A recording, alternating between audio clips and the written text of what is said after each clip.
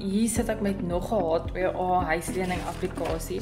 Hierdie kliënt se score is so klein bietjie laag, is 'n 603 score, maar sy score is meer laag omdat hy in die verlede slegte rekeninge gehad het, toe opgevang het met dit en net nooit weer skuld gemaak het om daardie score op te bou nie.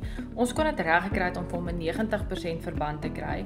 Die rede hoekom ons vasgehak het by 90% verband is omdat ek geen ander bank gehad het wat vir hom 'n offer gemaak het as gevolg van sy score nie. So dit beteken dat as ek dan nou teruggaan na die bank toe wat hom goedgekeur het, dat ek nie apples met apples kon compare nie. Daarom het die bank as gevolg van sy risiko toe nou vasgestaan op net 'n 90% verband. Hierdie kliënt moes 'n 10% deposito inbetaal, maar nietemin, hy is doodgelukkig en die eiendom behoort binnekort in sy naam te registreer.